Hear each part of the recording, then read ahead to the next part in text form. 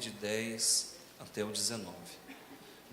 A palavra do Senhor nos fala assim: Ora, havia em Damasco um discípulo chamado Ananias. Disse-lhe o Senhor numa visão: Ananias. Ao que respondeu: Eis-me aqui, Senhor.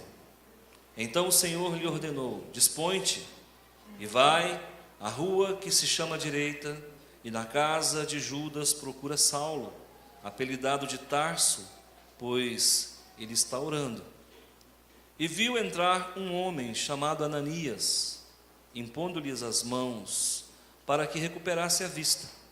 Ananias, porém, respondeu: Senhor, de muitos tenho ouvido a respeito desse homem, quantos males tem feito aos teus santos em Jerusalém. E para aqui trouxe a autorização dos principais sacerdotes para prender a todos os que invocam o teu nome. Mas o Senhor lhe disse: Vai, porque este é para mim um instrumento escolhido para levar o meu nome perante os gentios e reis, bem como perante os filhos de Israel. Pois eu lhe mostrarei quanto lhe importa sofrer pelo meu nome. Então Ananias foi, e entrando na casa, impôs sobre ele as mãos, dizendo: Saulo, irmão, o Senhor me enviou, a saber, o próprio Jesus, que te apareceu no caminho por onde vinhas, para que recuperes a vista e fique cheio do Espírito Santo. Imediatamente lhe caíram dos olhos como que umas escamas, e tornou a ver. A seguir, levantou-se e foi batizado. E depois de ter se alimentado, sentiu-se fortalecido. Então permaneceu em Damasco alguns dias com os discípulos. Oremos. Senhor meu Deus e Pai, é no nome do teu Filho amado que nós aqui estamos. O mesmo Jesus que há 2000 anos atrás esteve ali a caminho de Damasco, num encontro sobrenatural com o perseguidor dos cristãos. Naquele dia, Pai, o Senhor mudou a vida de Saulo. Hoje, nós também queremos ver as escamas caindo dos olhos, Pai. Por isso, abre o nosso entendimento. Porventura, se porventura houver alguém que ainda não confessou Jesus como seu único e suficiente Salvador, o faça hoje. O faça hoje, para a glória do teu Filho amado, que ao morrer na cruz, Senhor meu Deus, esvaiu-se, rendendo-se à morte, para que nós tivéssemos vida. Muito obrigado, Pai. Nós precisamos do Senhor. Aquece o coração dos visitantes e dos crentes nesta noite. Nos dá, Senhor meu Deus, um grande despertamento espiritual como igreja, coletiva e individual. Obrigado, Pai. Obrigado, meu Deus. Amém. Olha, irmãos, eu quero falar sobre pequenos, grandes homens de Deus. A vida reserva muitas surpresas para nós. É sempre uma novidade a cada curva da vida. Nunca pensei na vida que um dia eu professasse essa fé. Quando nós estamos do lado de fora, nós preconcebemos conceitos a respeito dos cristãos. Vocês sabem muito bem que o cristianismo ele é formado de facções, numa palavra mais agressiva, uma palavra menos agressiva, ele é formado de divisões doutrinárias. E nós temos no meio cristão várias religiões que se auto-intitulam cristãs. Mas os crentes, que é uma expressão que não define bem o que nós somos, os crentes verdadeiros, autênticos, eles sempre, ao longo da história, eles nunca foram bem compreendidos. Por quê? Porque o mundo, ele tem um mover que lhe é peculiar. E a pessoa que professa a fé em Jesus Cristo, acaba se colocando contra alguns comportamentos sociais, e por conta disso é colocado à margem por parte da sociedade coletiva, do consciente coletivo da sociedade. Esses crentes são colocados à margem. Então a imagem que se faz, às vezes, essa imagem ela não é boa. Por exemplo, quando eu não era crente, vamos usar esse termo para entender melhor, eu achava que o crente ele era fanático. Quando eu não era crente, eu achava que o crente ele era alienado. Eu achava que eles eram tapados, que eles eram antissociais. Por muitas vezes pensei que os crentes fossem até alienígenas. Tamanho a estranheza deles diante de algumas situações. Houve uma época em que os cristãos, os crentes, se comportavam muito diferente da maioria. Não podia isso, não podia aquilo, não podia aquilo outro, e às vezes até em relação a usos e costumes, a vestimenta. Hoje, graças a Deus, as igrejas já entenderam que não é no estereótipo que nós vamos ter uma pureza cristã e doutrinária. Nós sabemos que o que está dentro de nós é o que agrada ou desagrada a Deus.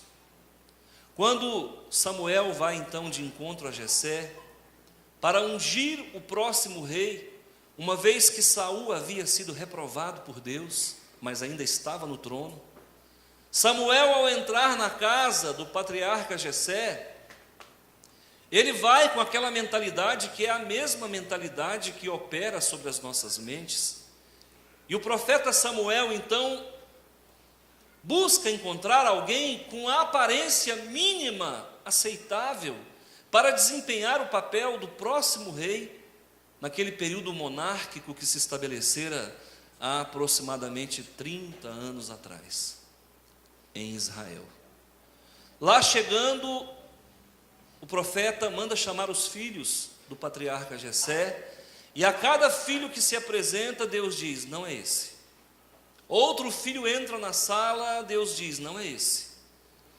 E aí, Jessé, as pessoas sempre começam mostrando o que tem de melhor, E aí me sobra uma criança rejeitada. E há teólogos até que dizem que Davi era filho bastardo de Jessé, era filho com uma outra mulher, de um outro casamento. Eu não tenho base bíblica para isso, mas conjecturo que talvez possa ser verdade, não sei, a Bíblia não é clara quanto a isso.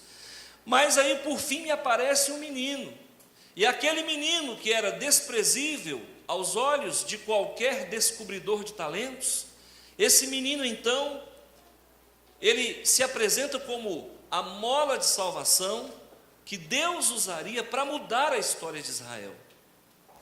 Quando o profeta então olha para Davi, Deus diz, esse é o homem, pequeno, grande homem de Deus. Eu olhava para a igreja, para o movimento evangélico, no meio de tantas críticas, porque o mundo imputa sobre nós, que não somos cristãos ou que não éramos cristãos, imputa sobre nós uma visão distorcida do que verdadeiramente pudesse ser o movimento cristão evangélico. Mas eu sempre admirei uma coisa nos crentes, mesmo rejeitando eles. Eu tinha para mim que eles eram um povo de fé. Eu tinha para mim que esse povo crente era um povo unido. E eu vejo que isso ainda não mudou e verdadeiramente nós somos um povo unido. Você pode observar que os cristãos, os crentes gostam de fazer negócio com crente. Crente, normalmente, ou seja, na maioria das vezes, gosta de casar com crente. E quando não casa com crente, caça jeito de trazer o cônjuge logo para a igreja para que ele fique crente também. O crente, ele gosta de estar na igreja. Alguns cristãos que não são do nosso matiz, vão à igreja uma vez por mês e acham que está bom. O crente não, se tiver culto 4 vezes por semana, ele tem que ir 4 vezes por semana. E o mundo não entende isso, porque isso parece lavagem cerebral. Ah, o pastor faz lavagem cerebral. Não, irmãos. Como é bom e agradável viverem unidos os irmãos. Isso tem base bíblica. Nós não estamos forçando, não. É natural do Filho de Deus estar na casa de Deus, em comunhão com seus co-iguais.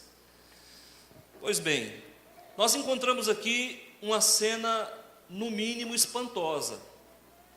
Um homem que perseguia cristãos, era um verdadeiro leão, um fariseu de uma ferocidade ímpar.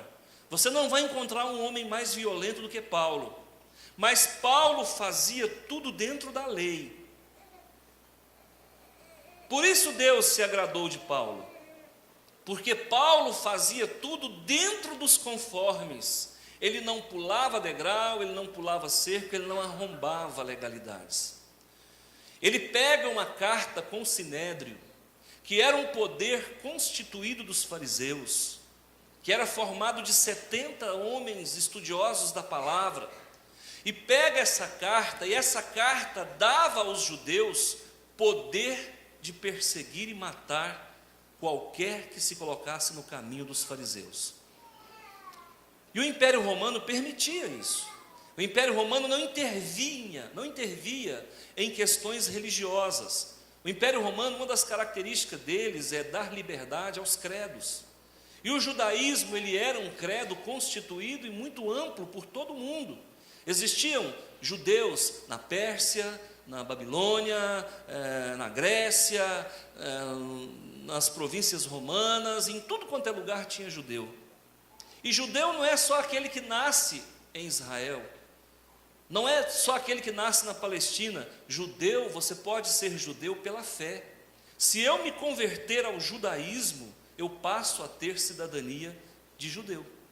Então você pode ser judeu por nascimento, e você pode ser judeu por convicção de fé. Paulo era fariseu. Agora vamos fazer aqui um relato biográfico de Paulo. Paulo era fariseu. Embora sendo judeu, ele não nasceu na Palestina. Paulo nasceu numa cidade chamada Tarso, que hoje é a atual Turquia. Mas Tarso era uma cidade, província de Roma. E apesar de ser uma cidade romana, ela não pagava impostos. Porque quando Marco Antônio, que era amigo de Júlio César, aquele que se apaixonou por Cleópatra, quando ele esteve ali em um dos triunviratos, se não me falha a memória, no segundo triunvirato, ele concedeu à cidade de Tarso salvo-conduto dos impostos. Então era chamado de cidade-estado, cidade livre, e Tarso não pagava imposto para romano, graças ao ditador Marco Antônio. Pois bem, queridos, Paulo então, judeu convicto, circuncidado ao 8º dia, com cidadania romana, e ele era cidadão romano não porque ele comprou isso, ele era cidadão romano porque os seus pais eram assim com as autoridades romanas, consequentemente ele herdou essa cidadania. Paulo sai para perseguir os cristãos e no meio do caminho tem um encontro com Deus. Muitas pessoas têm vindo à igreja e ainda não tiveram encontro com Deus. Vem aqui porque gosta, talvez, da palavra, vem aqui porque gosta, talvez, da liturgia, do louvor, mas ainda não teve uma experiência genuína, uma experiência que gera um feeling cristão, uma sensibilidade, para poder, sabe, se reabastecer de Deus todos os dias, num feedback divino de unção. Paulo então sai com a carta para poder matar os cristãos, e a caminho de Damasco ele cai do cavalo. Mas acontece que Paulo é levado para uma hospedaria, numa rua chamada Direita, o nome da rua era esse, Rua Direita, numa cidade chamada Damasco, que hoje é capital da Síria, que você está vendo aí nos noticiários, tanta violência lá. É levado ali, colocado ali pelos soldados do Sinédrio, pela milícia do Sinédrio, e ali ele fica, cego, desmoralizado, confuso, no entanto apreensivo. Eu conversava com o pastor Raimundo ali, agora, antes de começar o culto, e eu falava: pastor, uma das coisas que mais dói na vida da gente é quando Deus mexe com a nossa teologia. Uma das coisas que mais dói é quando Deus mexe com as nossas crendices. Quando Deus chega para Abraão e fala: Abraão, sai da terra dos teus pais, sai da tua parentela. Parece tão fácil, né? É assim não, irmão. Toda vez que uma pessoa tem encontro com Deus de verdade, muda tudo. Tudo se faz novo. Eu me converti numa igreja presbiteriana. Pensa num homem calvinista. Eu era mais calvinista do que o próprio João Calvino. Eu fazia João Calvino mexer no túmulo, do tanto que eu era calvinista. Eu acho que João Calvino, ele deveria ter orgulho de mim, falar: esse menino é bom. Eu era adepto da predestinação, porque Deus escolheu uns para ser salvo e outros para ser condenado, antes da fundação do mundo, num conceito teológico que nós chamamos de supralapsarianismo. Complicou, hein? Pois é, eu tinha isso na cabeça. E eu queria ser um crente de escrivaninha, um crente que ficasse atrás da mesa, só estudando e criando teorias e descobrindo novas brechas dentro da palavra para se formular grandes conceitos teológicos. Mas também tinha outros complicadores. Eu não aceitava o batismo com o Espírito Santo, porque me ensinaram que se falar em língua é o demônio. Então só o demônio tem poder, Deus não tem. E a glossolalia, que foi um fenômeno que aconteceu lá no Pentecostes, em Atos, ela sendo um fenômeno de Deus, muitos cristãos hoje a renegam a uma condição satânica, porque não entendem. E aí eu pergunto para você: quem é que entende as coisas de Deus? Eu já tentei entender, irmãos, o nascimento de Jesus, eu fico louco. Irmãos, como estudante de biologia, 25 anos lecionando biologia, eu fico louco, eu vou à loucura. Porque quando eu penso que Deus fez Jesus nascer, concebeu Jesus no ventre da Maria, sem a parte masculina que carrega metade da carga cromossômica, eu fico louco. Porque basta um cromossomo a mais ou a menos para bagunçar toda a vida de um ser humano. Jesus, teoricamente, é um ser com a metade da carga cromossômica, ele só tem 23. E com 23 cromossomos, ser nenhum sobrevive nem se forma. E Jesus, sendo apenas filho de Maria, ele tinha que ser do sexo feminino, porque não teve a participação do cromossomo Y. Como é que nasce macho? E eu começo a pensar, eu falo: Jesus, quieta que eu já estou tonto, para que eu quero descer, porque a minha cabeça não compreende. E o poder do Altíssimo te envolverá e conceberás e dará à luz um filho sem espermatozoide. Para. Como é que eu creio nisso pela ciência? Não, eu creio pela fé. Eu creio pela fé. E aí, irmãos, eu tinha as minhas crendices. Eu era totalmente seguro daquilo. E fui para uma faculdade de teologia. Deus me leva para o Paraná. Não me levou para Goiânia para fazer ali no Instituto Presbiteriano. Não, Deus me colocou num meio metodista, wesleyano, meio arminiano, um negócio assim que eu nunca entendi bem o que eles eram. Mas uma coisa é certa: enquanto ali eu estudava, enquanto ali eu fazia a minha teologia nas cadeiras da faculdade, naquele campus universitário, ao mesmo tempo o Espírito Santo trabalhava e eu fazia uma faculdade com o Espírito Santo. No dia 7 de julho de 2003 eu recebi o batismo com o Espírito Santo. Aí, meu amigo, aí pensa numa teologia que ficou de cabeça para baixo. Porque eu vi o Espírito Santo fazer comigo aquilo que diziam que era coisa do demônio. E aí eu entrei num parafuso tal que eu me tranquei dentro de um quarto. E eu falei: meu Deus, se é demônio, fala, eu quero saber se é demônio. Porque, Senhor, segundo a fé que me ensinaram, eu estou endemoniado.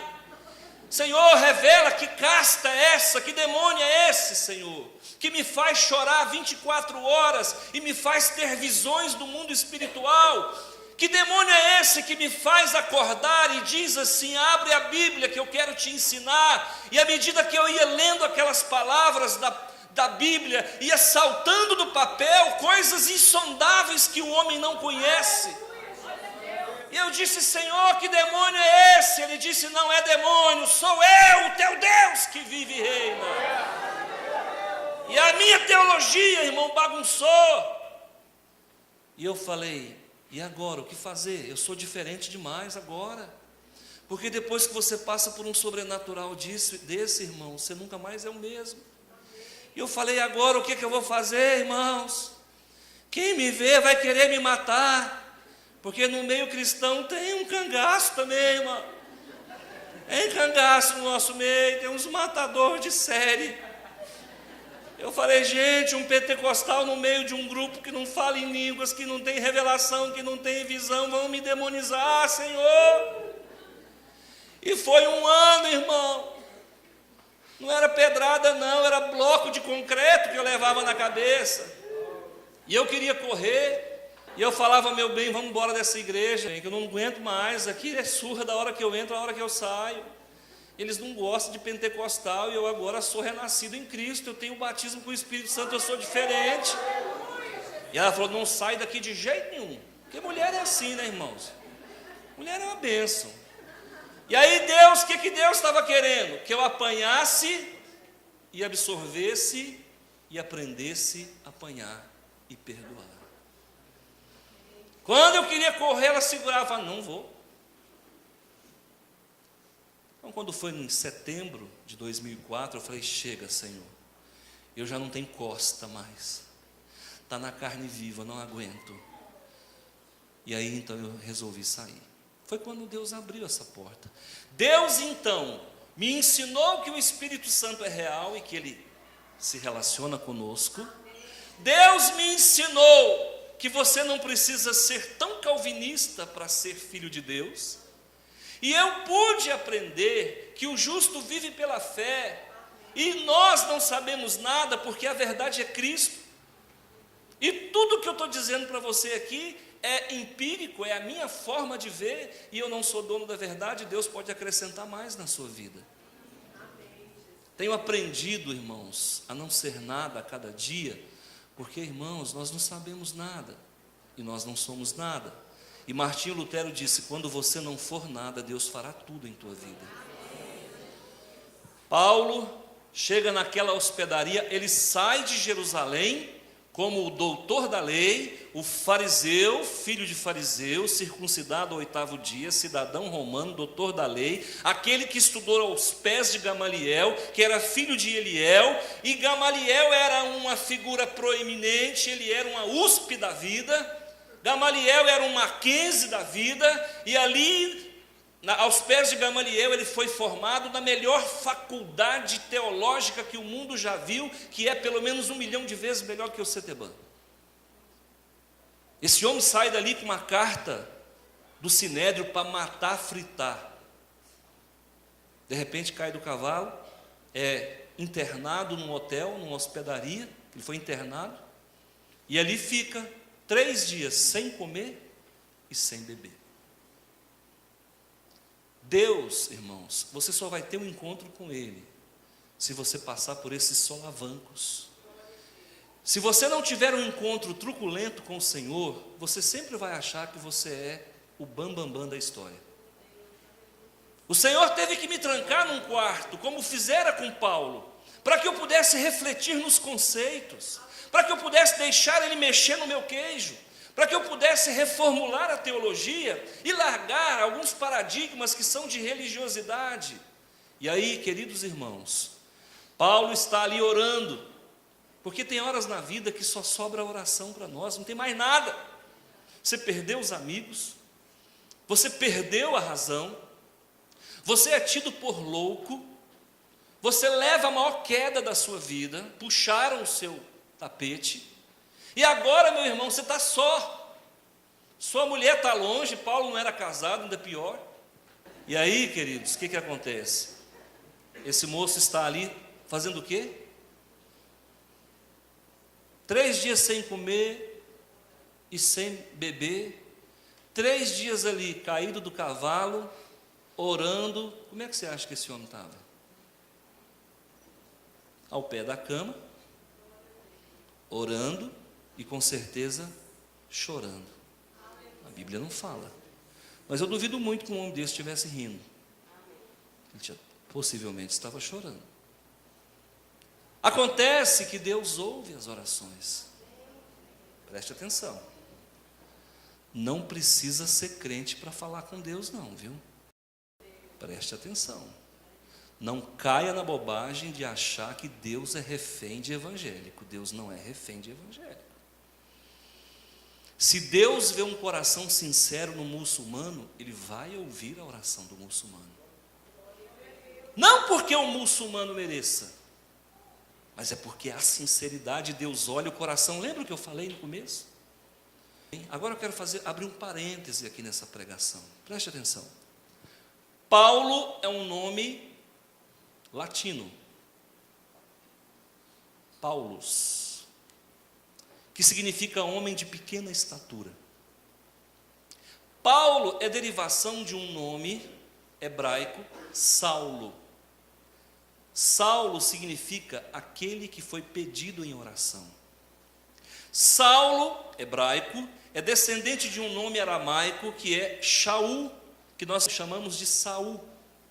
Saul ou Shaul deu origem a Saulo, que deu origem a Paulo.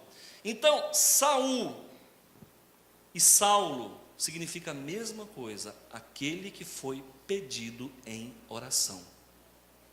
Paulo, apesar de ser derivação, por estar no grego, no latim, ele recebe um outro significado e significa homem de pequena estatura.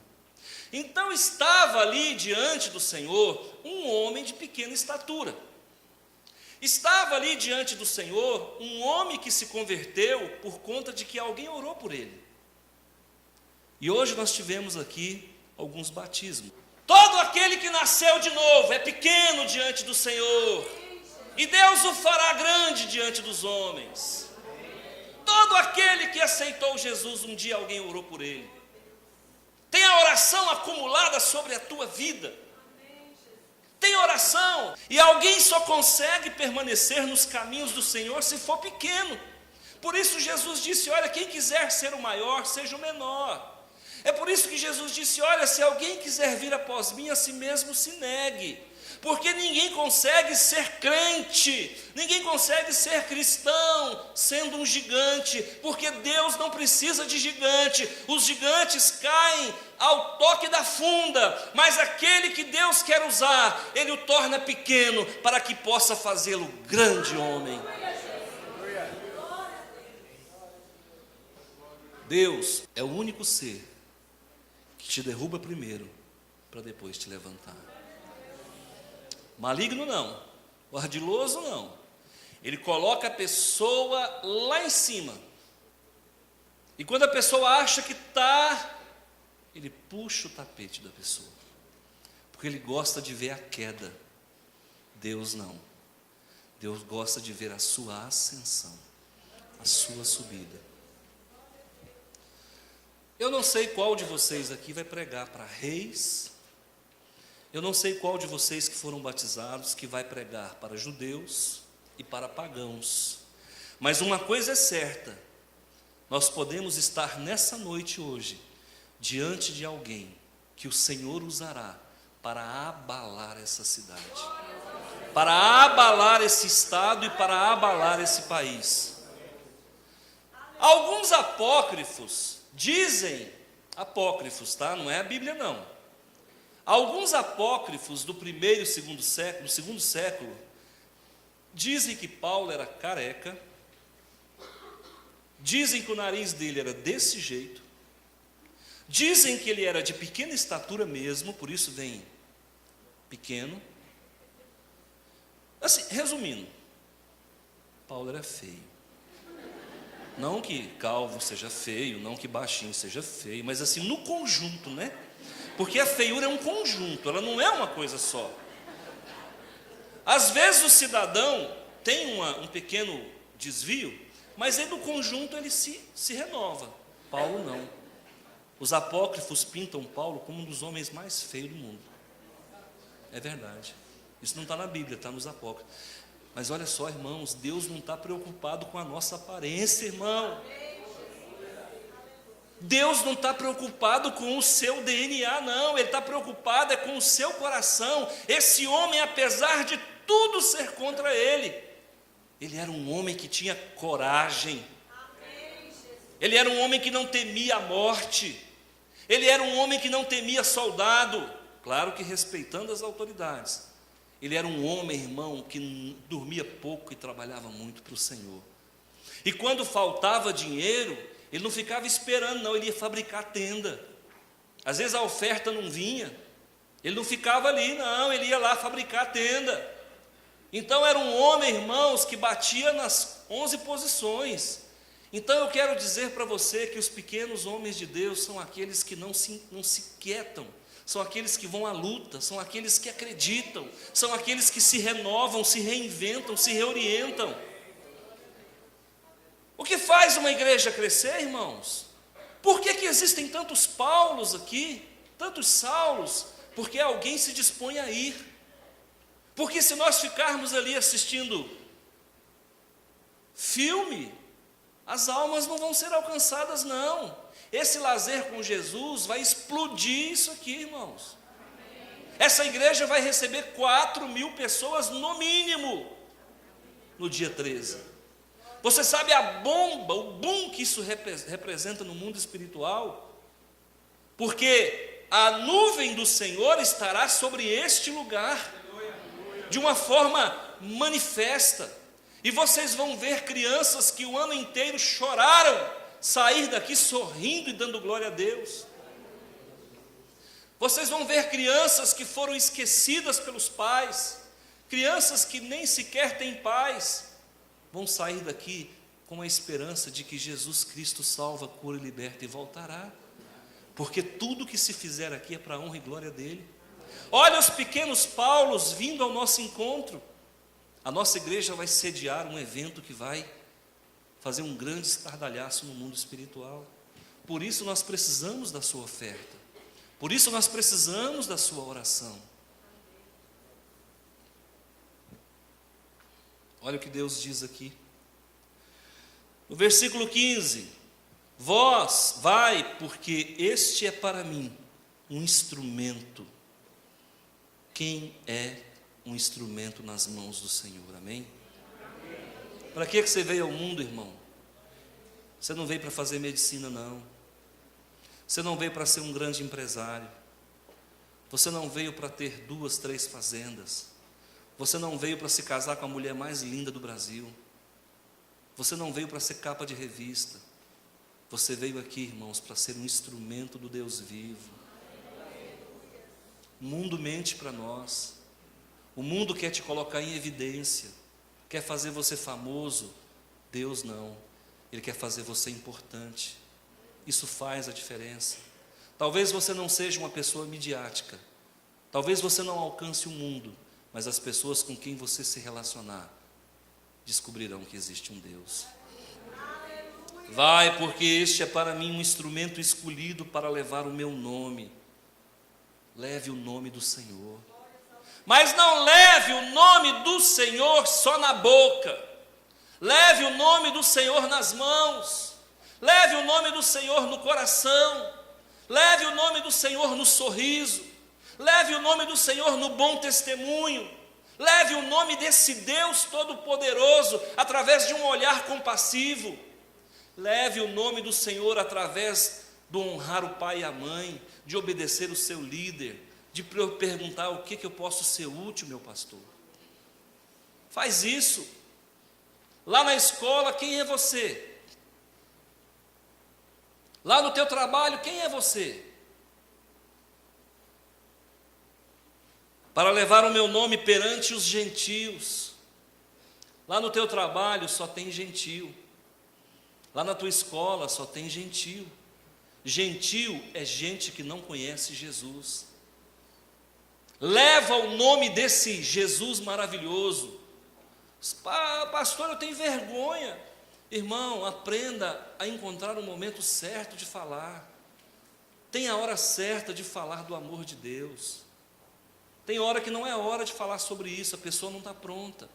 Mas deixa a pessoa chegar para você contando um problema. Pastor, qual é a melhor hora de falar do amor de Deus? Na hora que a pessoa chegar contando um problema.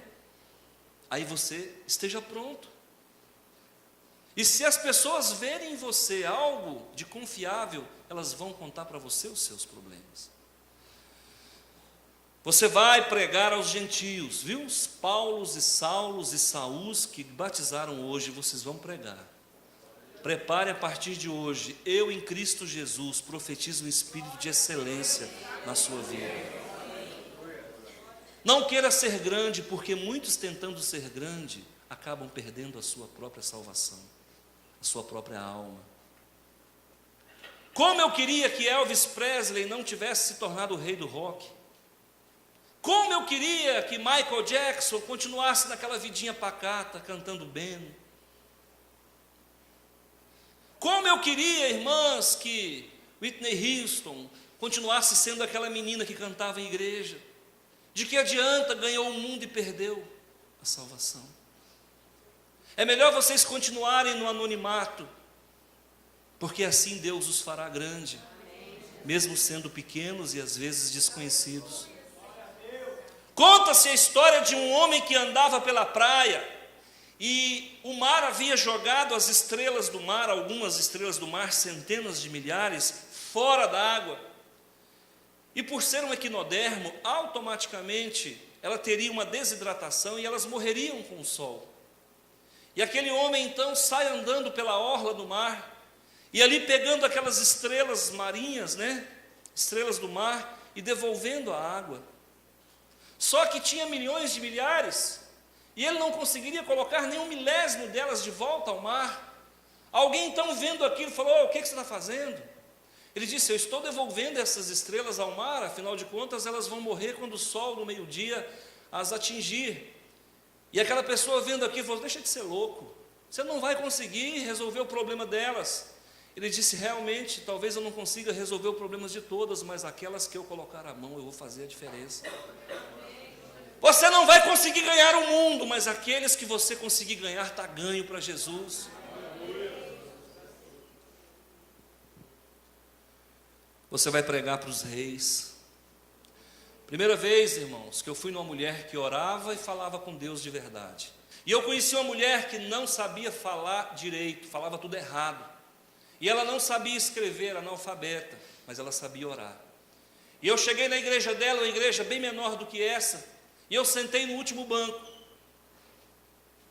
Quando eu sentei no último banco, ela de lá, antes de começar o culto, olhou: você que está aí no último banco aí, do lado esquerdo.